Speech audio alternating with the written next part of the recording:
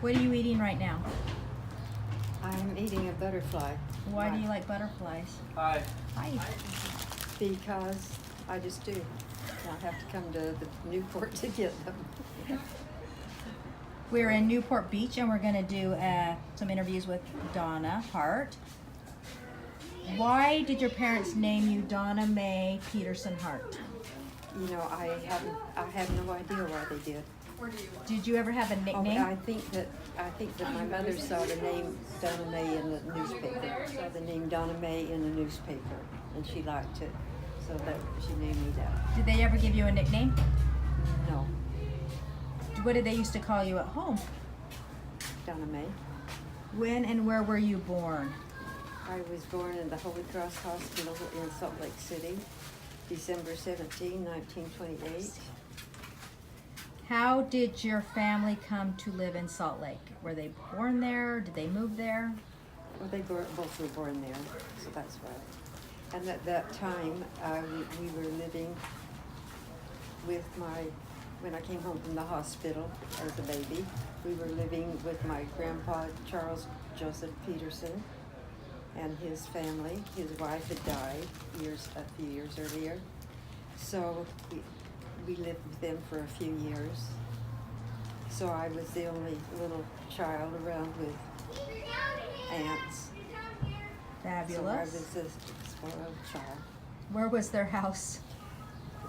4046 South 13th East, still standing, still there, but not owned by the family now. Okay. And how many people lived in that house? Well, my grandpa did, and then my Aunt Vera, my Aunt Afton, my Aunt Maud, and my mother and dad, and me, and my Aunt Irma. And it was your uncle's house? No, my grandpa Charles. Your grandpa's house. So they were all still living at home. Yes. Nice. So you were spoiled. Do you remember how many bathrooms it had? Did it have indoor bathrooms? It did at that time, yes, it had one bathroom. And how many bedrooms? There were 2 bedrooms downstairs and 3 bedrooms upstairs. And did you have electricity? Yes, we did. Any telephones? I think so. Yes. What is your earliest childhood memory? Well, it has to be out there on Sunday afternoons. A little later, we always went to that place to visit my grandpa, and run around with my cousins. I don't remember ever having a treat on a Sunday afternoon. Maybe once in a while some homemade bread with sugar on it. But when you think of the years, the Depression years, it's no one interesting. When springtime came and the apples got green, we would eat green apples with salt. And those are my memories of eating something out there. Cool. My dad was, in those early years of my life, he was a bookkeeper at Smith and Adams Company in Salt Lake City, which was canvas goods. And so he had a job during those years. And my grandpa, Charles Joseph, that we lived with, worked at the Interstate Brickyard at that time. He always worked there when I knew him. He worked there until he was in his early 80s. So your dad had a job all through the Depression years? He did, So that was pretty lucky. Yeah, he was lucky. Not good, well paying, but at least he had work. About when I was about ready for kindergarten, we moved in Sugar House. To my mother's family had a duplex at 750 East 21st South. So we lived there for a few years. She had me start school when I was 4 years old at Forest Elementary. And we lived there until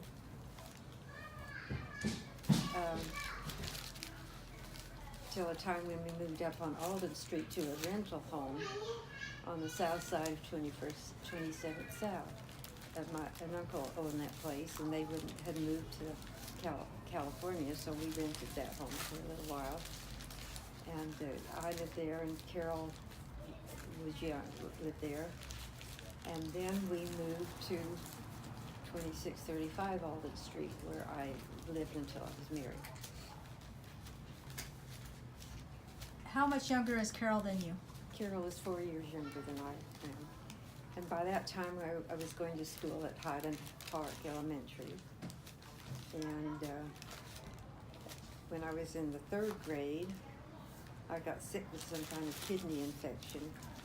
So the doctors put me to bed. So I stayed in bed for the whole school year. And my mom and dad made sure I stayed down and took care of me. And in December, when I turned 8 and I should have been baptized, I wasn't able to do that because of my health. So I wasn't baptized till May of 1939. But during that time, they thought maybe it would help if I had my tonsils out. So the doctors came to my home there on Alden Street and took my tonsils out. And I remember that morning, one of my friends knocked on the door to see if I could play. My mom said no, I couldn't play. But I remember not talking to anybody that morning because they were not going to get my mouth open to get my tonsils out. So Where did they take them out? where? The kitchen table. In the dining room on the kitchen And this table. was supposed to help your whatever disease you had? They didn't Help know? this infection, this kidney infection, Oh. which probably is cured now by a few pills, a little bit of medicine. But so when spring came, they thought, well, maybe if we took her to California in the sun for a while, it would help.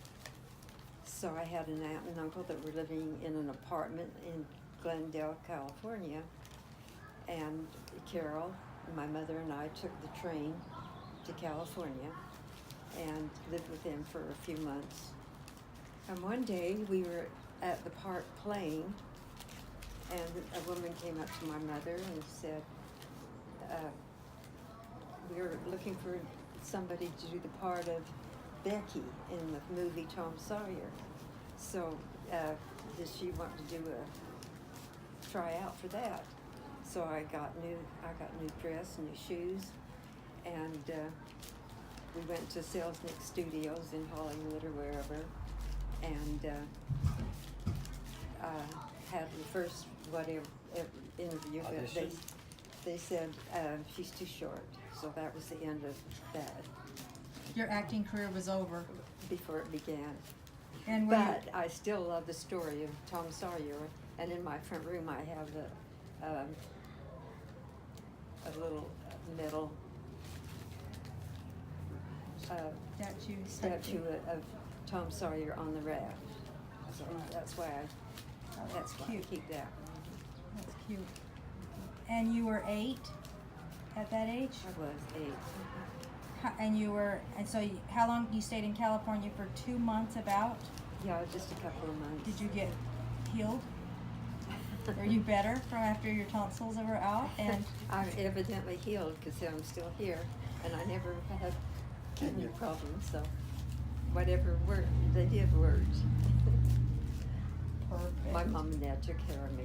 I do remember though, didn't have television, couldn't watch television, but on the wall in my bedroom there was a felt triangular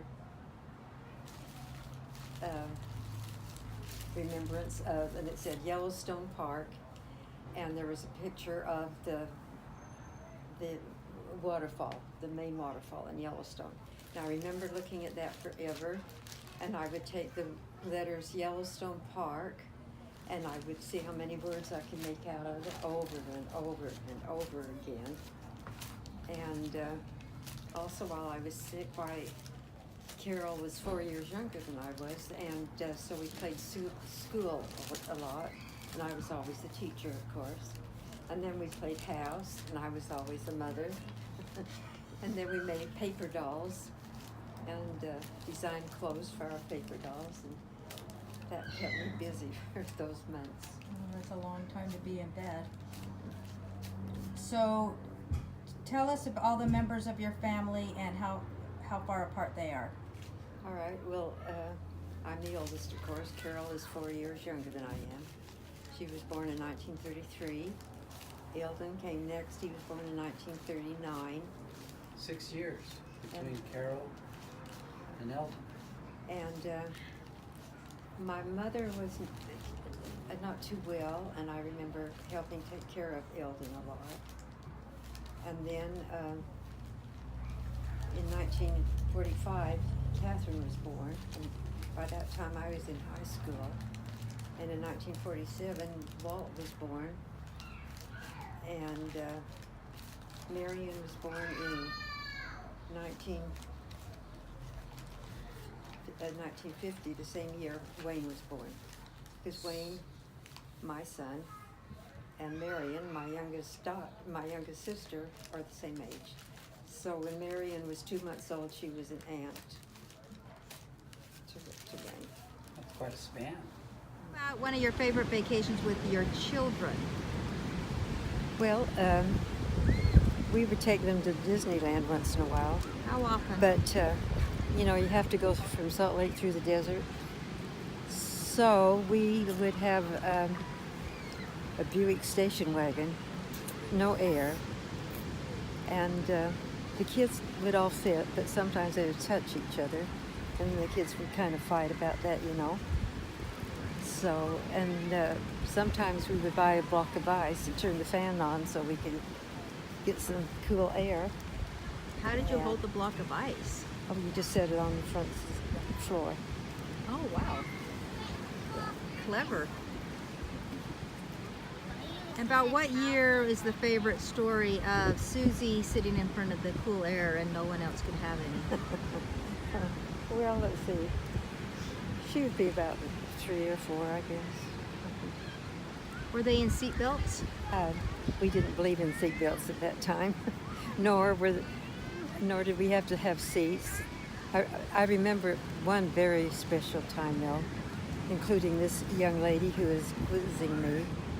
And we were driving home from California for some reason in Wayne's extended van.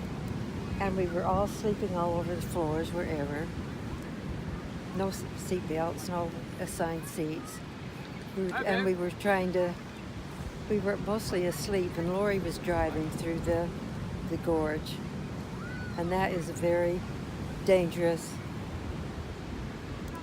bit of highway. And she was going as fast as she could, but we made it safely without any Those mishaps. in the back, roll to one We side. just rolled. And roll to the other side. Exactly. That's funny. Do you have any favorite trips you've done with your children as they've gotten older?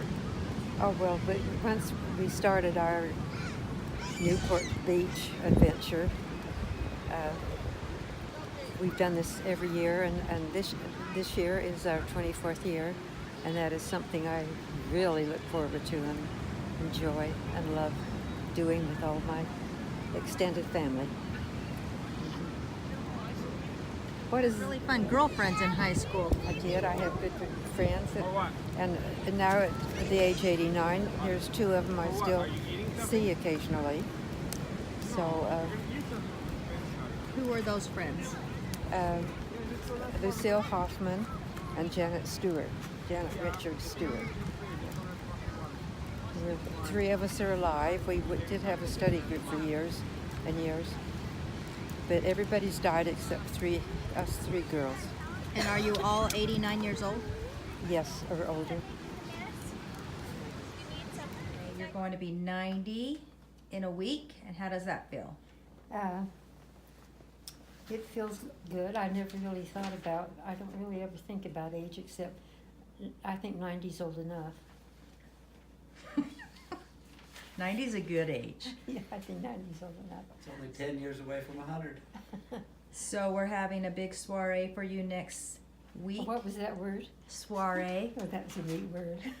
I doubt I could say that. Yeah, you could. That's You're good. very educated. We're gonna have a big family party next week, and how does that sound to you? Oh, I love that. I'm just really looking forward to it. There's nothing that makes me happier than being with family. If you had one piece of advice in your 90 years to tell and share with your family, what would that be? One piece of advice. Let me think about that. Just be honest and true. Keep true to the faith, and maybe we can all be together even longer. I like it. You've taught us many things, Donna Mae Hart. Mm-hmm. Happy birthday. Thank you.